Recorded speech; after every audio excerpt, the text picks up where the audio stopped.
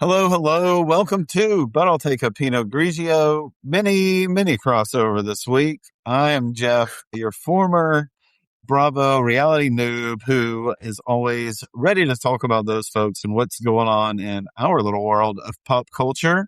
And today I'm with my lovely friend and co-host, Sundi. I think that we can assign the mega and the mega mini to like all the things that we talk about. Oh, we do such a big job of talking about it Yes. in our That's what mini the world. mega. It's a mega. So I'll go back to mega mini. Yes. So the mega. We do notes in real time, everybody. Yeah, exactly. It's always program notes. I am Sundi, pop culture professor, expert, self-proclaimed on all things pop culture, reality TV. I'm consuming a lot this week, but I've also consumed some things that are not pop culture. So if we have time, I'll get to it, even though I bet nobody cares about what I'm reading that's not juicy and salacious. So, but yeah, here I am. Mainly House of Stassi. Goldie's having a hard time. Yeah, we got a little Goldie action in the back, everybody. If you're watching, we have a little dog in the chair action. Yeah, so I have... Goldie loved House of Stassi, by the way. Yeah. She just wants to be close to hear us talk about it. She's really used to people getting yelled at. So she was like, oh, this feels at home here. So, like, more so is I think that Stassi... If you guys have not watched it, go watch it. Listen to our coverage. We've got all 9 episodes or 8 episodes. They're all out now. Go look at them at Take a Pinot Pod on Instagram, TikTok, and YouTube. You can find them. But Stassi's doing a little bit of damage control press now. At first, she was doing like promotional tours, like, hey, watch my show. And so I think now I don't know if it's damage control. I think it's reaction to the reception of it. She's doing a lot of friendly podcasts to explain herself in terms of her children and her family and all of this. And she told a very, very interesting story about her daughter on a podcast the other day. Oh, I've not heard this.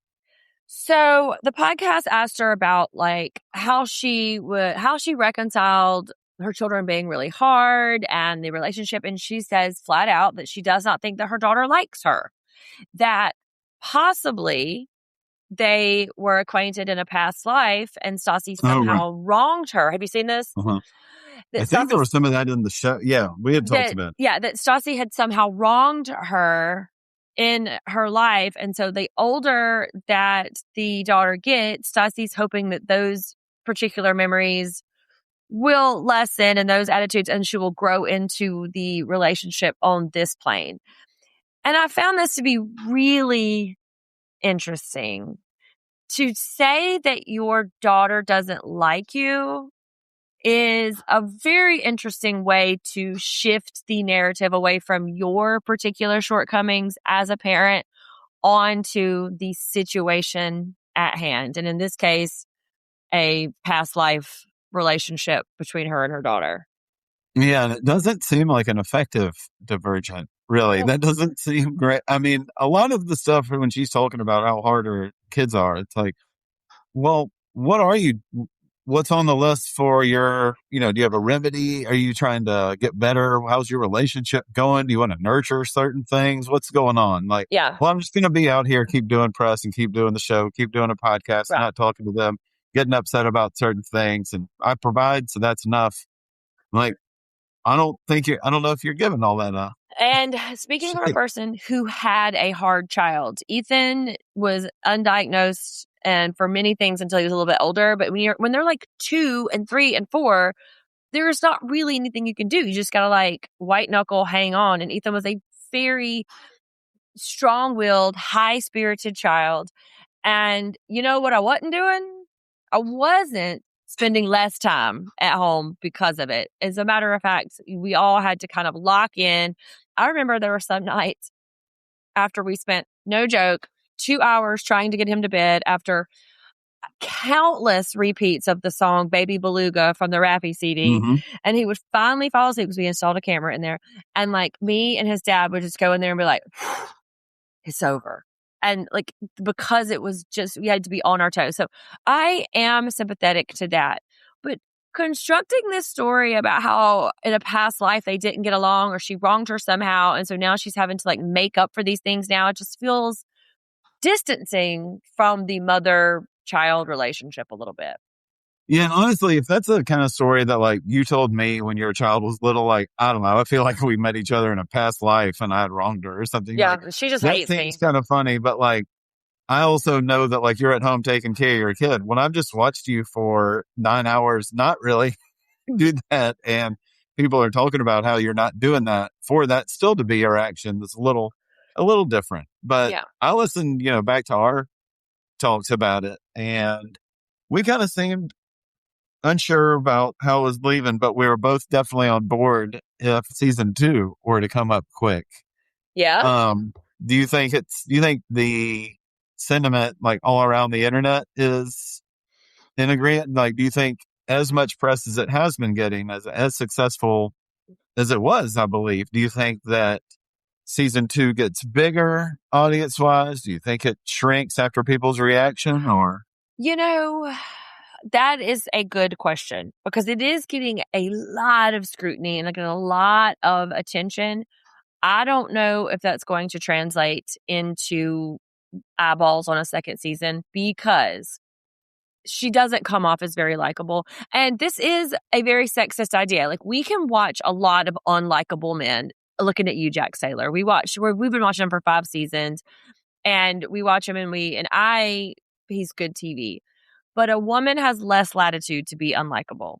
And I don't know if she's going to be able to ride the Stassi is like the queen bee into a second season. But like I said this on another podcast, it's divided into 2 main camps. This bitch is awful and terrible, get her off my screen, or I love her so much, this is the comeback she needs, please keep her around. And there's not a lot of middle ground there. So It's kind of a question mark. What do you think? Is it coming back? It's coming back, right? Oh, it's coming back. I just was talking about the number of, the amount of attention it would get, because I've seen a lot of coverage of people being like, this is the moment in the season when I fell off the Stassi wagon. What was the moment? What is the moment people are talking about? It's different things. It's stuff she said about her children. It might be the repetition of the Kris Jenner thing. Those are like 2 big ones that I've seen. Yeah. We talked a lot about the way in which she addressed her cancellation, really, in which we're talking about her actions that led to the cancellation. Right. Didn't start with the cancellation. Yeah. Lack of apology, all that kind of stuff. And, this was supposed to be her journey forward from there. And she didn't get into that actual spot until the very end of the season. Yeah. And we saw so many. Episode 7. The thing that would sour me, other than those things, is the relentlessness of, okay, this is going to calm down. We're just going to have a dinner. Like, hey, you two are being weird. Let's have this fight. Okay, let's mess up another get together. Just watching that over and over. I don't know how many more of those I'd have in me. Yeah. And you and I mentioned this too, that expanding the scope of it. Let's get into some of these secondary and tertiary characters. I want to know more about Georgie. Let's go with her on some go-sees or some auditions or some callbacks. Like, let's see her date. Let's see Rob's apartment. Let's see Katie and her short king go on a dinner date. Like, the entire, which I know it's House of Stassi, right? But why bother have all these people in your orbit and in this show if you don't bother to give us any kind of dimension to them? Or I could really watch Stassi out doing her thing and have a background seat, to that. And maybe that's even more appealing. I don't know. She's just out there being her, not because she forces herself into these family situations and it blows up because she doesn't want to be in a family situation. Yeah. So don't do it. Just show us on your book tour. Show us on your podcast. Right. Yes. When you when she was doing the glam stuff, we're trying on 11 outfits, Like, she was more, came out a little bit, what seemed relaxed, and really got to know her a little bit. And then you'd see her at a dinner at the Queen Mary and it goes haywire. Like, just do your fashion thing. What I find off-putting too is that everybody is so beholden to her. They treat her like she's dynamite and glass all at the same time. And they, don't disagree with her. They fall in line. Like, nobody's pushing back about this insane shit that she says. When Beau does, then she loses her shit about how dare you, we talked about this is a betrayal, I don't even know you. And it just isn't. I need somebody to be another, I don't know, strong pillar in that, because right now we got Stassi's, we've got her point of view. Like we got it. We understand it. We know where she's coming from. Okay. Well, somebody have a real fight with her and Yeah. not her husband. Her husband can't take it. Her husband can't No, take I one more think that minute of girl it. got summed up with him in the hallway and then, saying one thing and then running away. Like, that's my memory of Bo. Somewhere between that and dancing at emo night is my Bo. And, it's not going to be enough to build a series on necessarily. The universe folds in on itself too, is because they as much as they are talking about breaking the fourth wall and being really like meta about it, well, you can't let the last few minutes of this show being like, get out of here, I never want to see you again, and then let Stassi post all about her and Beau's trip to New York and about her Easter with her children and her family. Like, I don't believe you that this fight had any stakes now. Like, that doesn't ring true to me. So this is kind of the snake eating its tail. Okay, social media has kind of ruined reality TV for me. And I think, there's just no guessing to it. We already know what's going to happen. Like, oh, they're fighting, but we know they're fine. It's fine. That's not fun. Like, I want to wonder. Yeah. I do think she does know, as we say, how to reality TV, how to TV. Like, Katie has that, arrow in her quiver. Like, I think she does have an ability to make to present good television. So maybe she changes some things up. I'd be interested to see. I would love to hear that more than anything. Like, hey, we are coming back from season 2 in this date, and look out for, blah, blah, blah. That's going to be new and different. I'd be very excited to see them kind of play with the form, because why not? You're throwing so much stuff at us anyway. Just do something completely, and like half of it claymation. No, I'm just kidding. Like the musical Buffy. Kids, ask your parents. But I also have not heard her walking back much of anything either. No. So it doesn't feel like she has said any sort of reflection on it. Like, I listened to an interview with her when somebody was like, hey man, what do you think about all these people being so afraid of you? Even your husband being afraid of you. She's like, it's not my problem. Fuck it. Like, if they're afraid of them, if they're afraid of me, that's their problem. So what is season 2 going to look like? Just more of the same gristmill, which all of her relationships are just being ground up for fodder for whatever. And we're just like, okay, so what's your life? Like, I don't know. So, I want a season 2 because I think it was interesting and I liked it. And I want to know more about other people. You know who I don't give a shit about, though, is Georgia. I don't care about Georgia. I'm sorry. I could see some more Georgia. I could do a whole Georgie and Georgia thing. I don't need to spend any more time with Dana. Dana with the Y. The first Dana we knew, not Dana, not Katie's Dana. Not Katie's friend, podcast partner. Yeah. Yeah. So, but there's been a lot of other stuff too, because we finished House of Stassi last week. And so we've had this kind of lull. Of course, we're watching Vanderpump Rules. Y'all go back and listen. It's been a real ride with Katie and Schwartz. But we've been watching a lot of stuff. You and Brooke just watched something super dope. Yeah, I didn't know if you wanted to go more reality or otherwise. We want some fictionalized. Let's go from a very toxic friend group to a mostly normalized lady group. Yes, and a more productive friend group, probably in 5-star weekend. Yeah, I ended up getting through the whole thing. Y'all watched the whole thing in just a few sittings as well. Yeah, we did. I really liked it. I was a lot more taken with it than I thought I was going to be. Now, the actresses always had me drawn out. It's, we got your Jennifer Garner, Regina Hall, Chloe Sevigny, who I always love, Gemma Chan, who I'm just getting to know, but seems real intriguing. Who did not get murdered.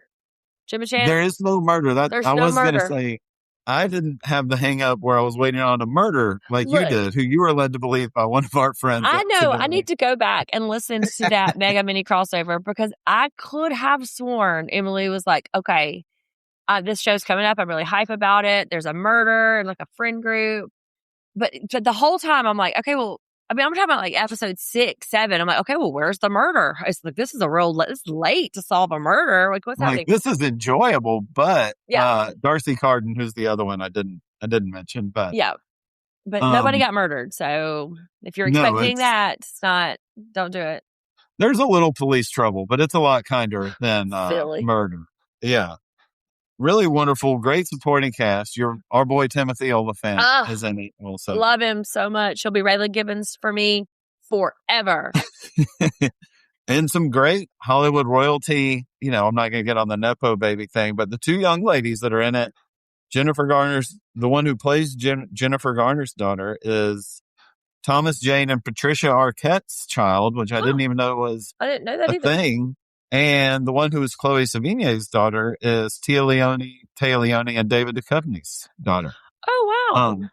So it's some a Nepo serious baby Hollywood situation. lineage. But look, there were fun parts. There were sweet parts. There was kind of like real friend, in your 40s and 50s dynamics, which we love people when we get to see them kind of being real on the other ones. This felt more real than a lot of stuff that we've been watching in some ways. Maybe not the Nantucket backdrop. I don't really know much about. Yeah, and I've said this to you on and off the podcast, but like Jennifer Garner's general posture and her countenance just makes me feel like I'm like schlubbing through the universe because she's just so erect.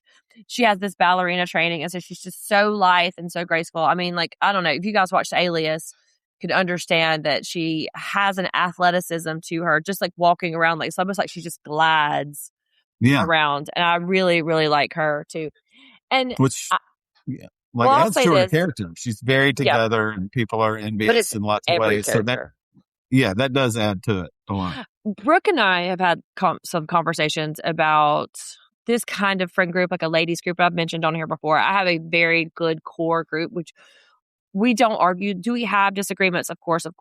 But I have seen friend groups that are not as solid. And this is as close to a friend group, my friend group dynamic as I've ever seen, right? Where we are hard on each other, but we love each other. We prop each other up. We hold each other down. And this feels really connecting to me because, female friendships, as I don't know if it was Jane Fonda or Gloria Steinem, somebody says that female friendships are the most important dynamics that a woman can have because men die early. Sorry for you, newsflash.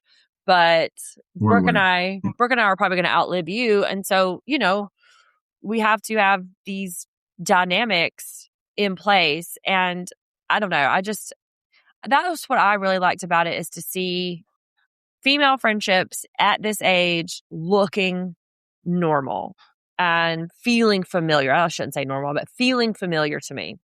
Yeah, the familiarity, that's what I mean, I guess, about when I was saying it's more real feeling. And, it's nice. And even given the nice backdrop and everything, it's not hokey.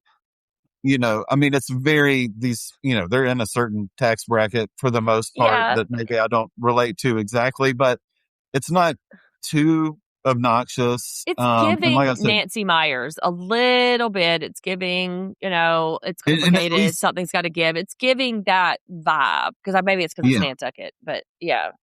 But also, like, they use some language and to get into some topics that you are not going to get in a Nancy Myers film. Right. Like, that's definitely going to happen. And like I said, great ensemble all around. All the restaurants they were mentioning, like on the island, I looked up, they're all real places. So it was like giving real props. So, and those wasn't like big chains. It's like this one place on Nantucket that does make these buns. Like, always very cool, I think, because you can make it fake. So it's really neat. Well, it is based on an Erin Hildebrandt novel, right? Right. And I believe she writes a lot about New England and that area. So maybe they pulled from the original text to kind of help keep the vibe intact a little bit, because I think she writes quite a bit about beachy. I like a setting that feels a little remote to me, because obviously I'm not in that tax bracket either, but also relatable in a way that is not just because that was kind of my problem with White Lotus, which I really like. Oh yeah, don't get me wrong, of course. But it's like I couldn't relate to the kinds of things they were doing, or do you know what I mean? Like I never spent $1 zillion on a resort in Thailand, but like No, Nantucket, it's very hard to get. I mean, they go to a dive bar, they go get pizza, there are some things that are doing that. I mean, anything with like Nicole Kidman is going to be a little tough too. I can't get to wherever this 8-person retreat is. I cannot, like, there's only, this stuff felt like, all right, these folks got some money, but like, I can go to that restaurant once, whatever it is. Judy Greer in it also, who is completely underutilized though. If you ask me, completely underutilized. I love Judy Greer. I did. It's once she popped up in the beginning, I thought it was going to be a little more, but yeah. And against her type, usually, like she's usually a little sweeter. Like she's kind of a meanie in this one, and maybe it's not my favorite even, Judy Greer, but I like when she shows up. We got a little lesbian stuff. Darcy Carden, our original Janet from If You Watch The Good Place, she was Janet in that. Kind of late in life lesbian, present company included. I found that to be really interesting. I mean, could it have been like 3 episodes longer? I think so. I think there were some things to really explore. Like I would really have liked to seen more about Chloe Savini's character and her kind of struggles that she was doing. I don't want to spoil it at all, but Darcy Carden's character, it was wrapped up in a way that quickly and neatly that I just don't know. But they also made her husband so terrible that it was kind of easy for us to believe. But I would have liked to have seen a few more episodes to kind of get some of the secondary characters fleshed out a little bit too. Well, we get going pretty quickly. Like, this is who this is. This is who this is. They're friends. And this is where we're going, which is great. I mean, when they can get you in the story and where 6 people are going at once, then that's a great job. Y'all did great. But this was intriguing enough where like they probably could have taken the story from 4 or 5 episodes and made it this season and have next season be a whole second half. I mean, but it did fairly well. That is a big compliment. Yeah, I think it looks great. Yeah, we'll probably see it again too. I think that anything that's got Timothy Olyphant as the male lead, I'm watching. And they're just a few years older than us in this show, and so the soundtrack going along with it is great also. Timothy Olyphant is in this show Lucky on Apple TV that DeCarla and I are watching, and his head of hair is magnificent. It is just so thick and luxurious, and it's just, I mean, he's like almost 60 years old. Not everything is about everybody, but I'm just saying almost 60 years old, which all of these women are older than us, and like, but they have a lot more resources. Almost old. Yeah. Darcy Carden is as young as us, if not younger. Yeah. She's younger. Yeah. Yeah. I gotta talk about this show on TLC though. Let's get to our other reality show that we're going to bring up. Yes. Okay. I know you're tell me the title. Say the title, because I'm saying it wrong every time. Double Lives. Okay. Oh, no. I thought you were like, just wanted me to get you going. No, I need you to say the whole thing, because I've been writing Double Wives of Secret Lives. That's Double not Lives true. of Suburban Wives. There we go. Double Lives of Suburban Wives. There's only been one episode. And I have so much to say. I'm locked in because my threshold is very low. It takes very little to keep me coming back to a show. But I mean, I don't know, Jeff, do you want to talk about purity culture or late stage capitalism? Do you want to talk about the American dream? Do you want to talk about co-opting the term coming out? Do you want to talk about traditional family values? This show is doing something that I don't know if it knew it was going to do. Well, I'd love to hear more on that, because my only issues with the show, I mean, my overall one with this one episode is the way it's laid out is very weird. It takes like 8-9 minutes. It's about a group of women in suburban St. Louis who are all pretty much doing adult content. Let's just get that out there. But it's important to note takes them that like they are 8-9 fairly minutes. religious, and that they have very traditional marriages, and that's baked into it. And so their secret lives are adult content. So that's part of my rant. But I mean, you know this. Like, we've seen the commercial, we saw the trailer, or we saw the opening credits, and it's like, well, I'm this person and I do, and it's very like clunky and slow, it felt like. And then it's just not, I haven't like found the voice of it yet necessarily. And I get, maybe it is just a first episode is tough, whether it's scripted or not. And, you're just getting to know people and get a feel of it. Do you watch any of the other TLC shows, 90 Day Fiancé, any of that franchise? Because those are Matt Sharp production houses. Love After Lockup, which I think is also Matt Sharp.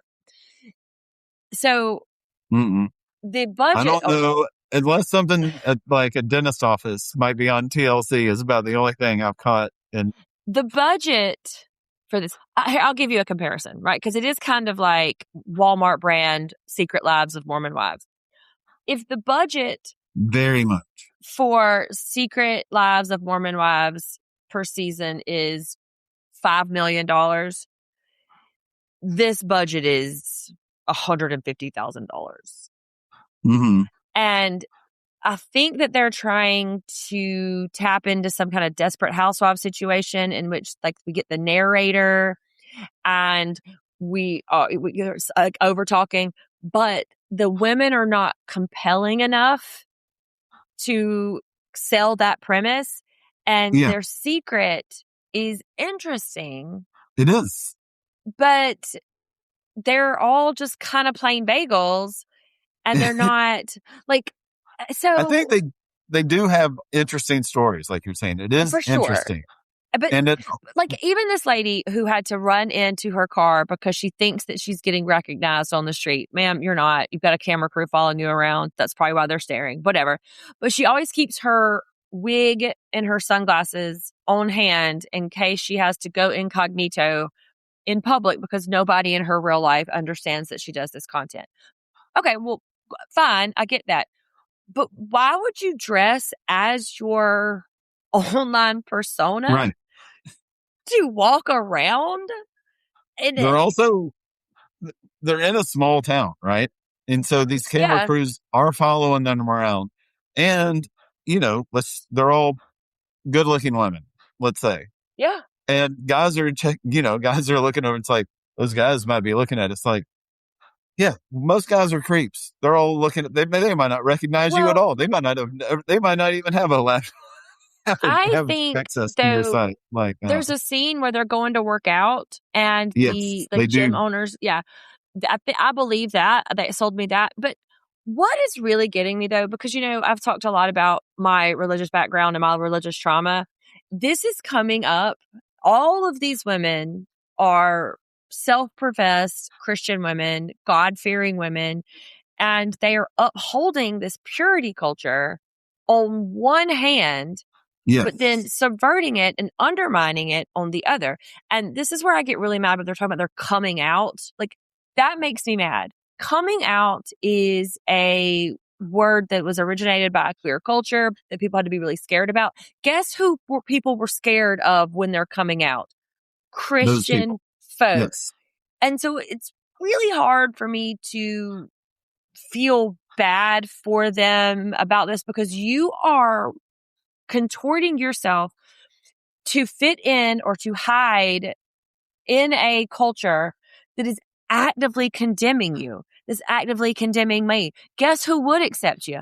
The gay folks, right? But people are dying because of that culture and those beliefs, and you're trying so hard to maintain your status within it. And it's hard for me to get on board with these women who are trying to, like, oh, my dad's a preacher. I wonder how many gay kids your dad has shamed or made feel inadequate or, sent to conversion camp in fucking Missouri. Like, there's still a way. I mean, I'm with you, but there's almost still a way for them to talk about these things slightly differently that makes it more compelling and makes them more interesting and more like sympathetic than they are, right? So, I mean, if you met these people and it's like, hey, I have this person, because one you're talking about, like Church Girl, I think Macy Church is Girl that is one. her fucking online name. We meet her. Yeah, she's like, I know. Well, all I'm doing is I'm instigating lust in someone else, and it's very hard not to go and this and that, and you're doing this, and you're using this, and and as a not religious person, I'm aware to say all that. Yeah. But if they are like, hey, I am doing this thing to help my family, it's the very best way. COVID came and shook my world. My personal life with my family has me doing these things, and I used to adhere to this truth. And now I'm really struggling as a person. Yeah. Boy, I'm with you. That's hard. That sounds really rough, and you're going through a rough patch. What are you going to do to get over that? So it's like she slowly reveals, like early she hates to be seen with this one because she does the online creator stuff. 5-10 minutes later, she has to secretly reveal to us that she actually also does this. And it's just very weird and uninteresting. Yes. And hypocritical in a way that is not fun. Yeah. And I will tell you this, though.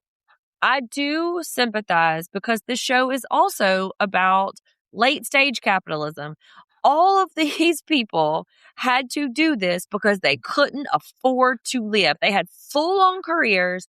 They had full on money making, like, quote, respectable jobs, and they couldn't afford to pay their fucking bills. And the one guy who was, doing a fairly good living in sales and stuff, he didn't see his kid for 10 minutes a day.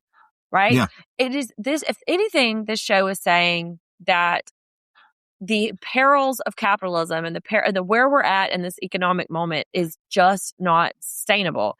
And that in order to live and provide for their family, these women are having to do sex work, which sex work is real work. I'm not even talking about that. But, it's the same conversation we were having about when Breaking Bad came out, when Walter White had to freaking make meth just to afford his cancer. It's bleak that, I love it that you're doing sex work. Yes, but you're doing it to feed your children because you couldn't do it with your 9-to-5 job. Like, what's great about that? That is brutal. As the couples are introducing themselves and how they got started in it, and it is very much, for the most part, couples that have decided to get into this thing together. Now, I think only one of the couples we met does content together. Mm-hmm. But He's they real are handsome too, though. Doing the work together. Is he? Brooke asked me if he was. I told her there was someone that does that, and she asked me if he was a good-looking guy, and I said, straight men, maybe in a real suburban. Straight men will pay for Missouri. pretty much anything. Do you know what I mean? Like, this woman is just like, showering, and not even like being sexy about it. She's just like showering, and straight men are paying her to do this. So, no offense, but straight men are real easy. I didn't say that. I just said the guy may not be. I thought he was kind of gooby looking. I'm just saying straight men are super easy. Send them a pair of your underwear, pay the mortgage. Well, that's the thing too. Is like we haven't seen yet. We did get a look ahead of the rest of the season. Like, because they talk about going from making a few grand here, a few grand there, to like millions of dollars. Some of them. Yes. So, and that's another thing that I think is going to be very interesting. Is this varying levels of success that's going on. And you could probably guess right away, like, oh yeah, I guess they're not all going to be, because they're not doing it all together. And when they do stuff together, it's called MILF House. And it's the most tame thing they do.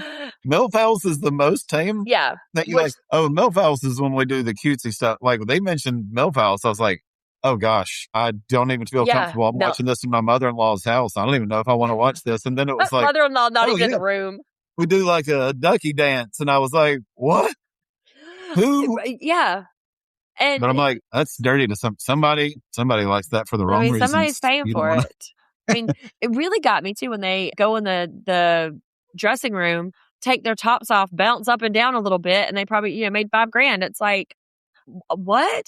And also, in terms of like the structure of it, this beef between, and I can't recall the dark-headed lady's teacher name and the Brianna and Megan, I think. Yes. So this is a misstep. You should have told us what this beef is. It's half the show.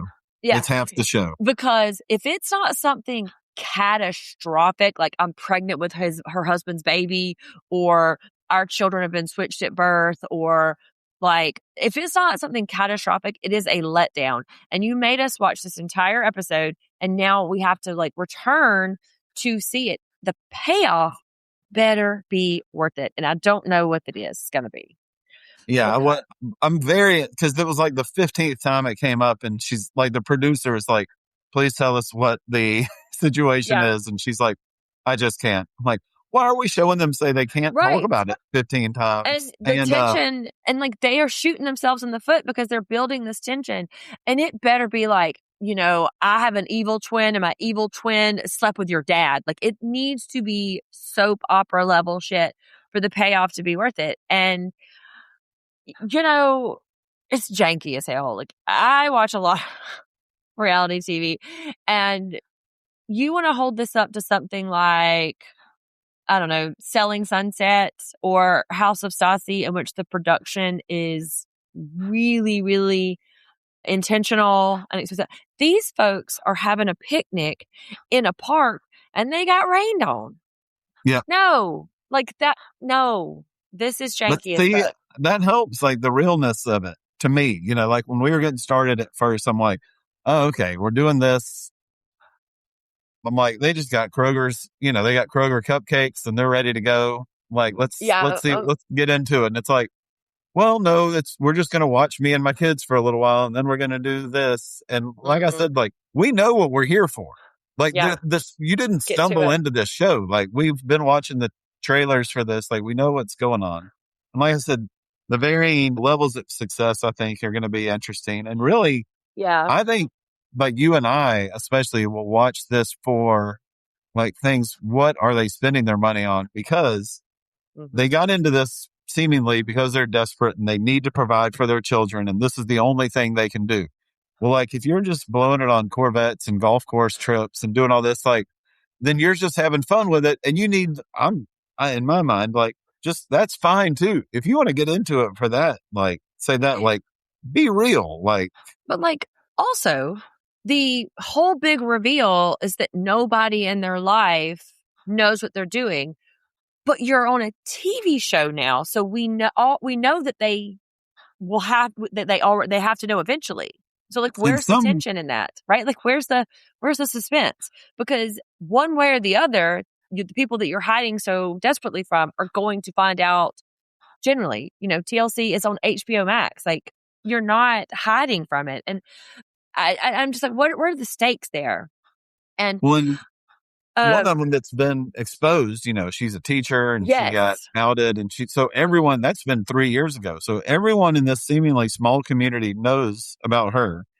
And so with the people she's hanging out with, while they're keeping it a secret, they go film at the gym where everyone can see them. And now, you know, that's making the paper, or at least making next door, Facebook, whatever these people are on. Yeah. And so like that's out way before this airs, you know? So that's what I mean. Like, get to it. Tell us the struggles, and then let's get on. Like, this pussyfooting around is just awkward to me. And that gym scene where Brianna was saying something like, you know, I just want to be treated like a human, or I don't like feeling less than human. I wonder what other sect of society has felt treated less than human by your people, by the institution in which you are so tightly clinging and you want to keep it so pristine. You don't get to have it both ways. You cannot feel ostracized, and you can't use the language of the oppressor and also be the oppressed. Like that, you just can't do it. All these white blonde women out here talk about coming out, then come out. Come out. Let me see some OnlyFans of you licking that Kentucky muffin. Let's get it. Like, get after it, because this, like you said, like this delicate little dance, like, no, it's not doing it for me. So they better get after it. And I'm having a hard time gauging the success of this show. I listened to 2 major podcasts. One is called Reality Gaze and one is called Little Miss Recap, which have a fair amount of following, and they're both covering it, which I still have to listen to them. I haven't listened to it yet. So like quite a few people are watching it, but I am wondering if it's going to have the teeth, because they need to pick it up for sure. Right. But like, once everybody knows about it, there's no secret wives of double lives.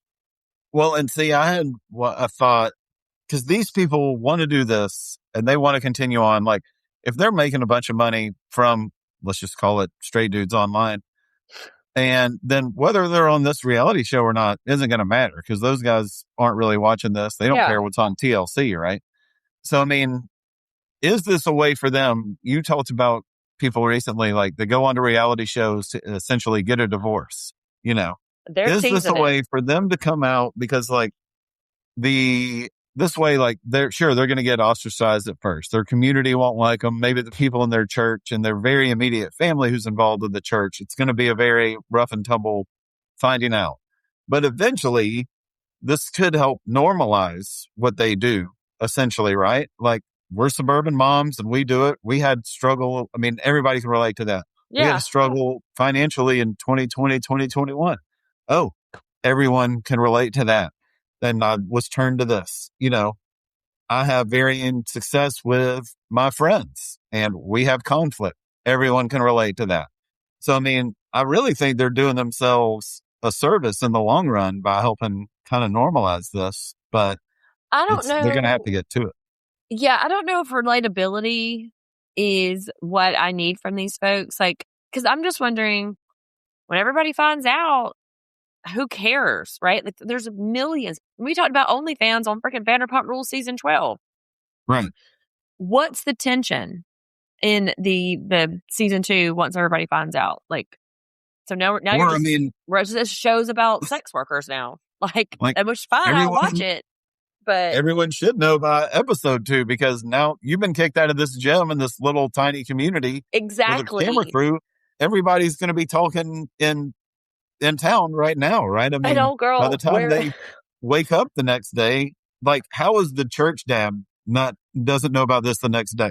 Exactly. And like old girl walk around in her Amazon wig and her sunglasses at midnight, like something's happening. Like what, you know, like we know something's going on and they're not, they're hiding in plain sight. And the only thing compelling, not the only thing, but one of the most sympathetic things that I found was that most of them did it out of necessity. Yes. And I like that some of them are really finding a confidence in it and they're understanding, you know, how to like move through the world as a woman and like their relationships are, you know, evolving and stuff.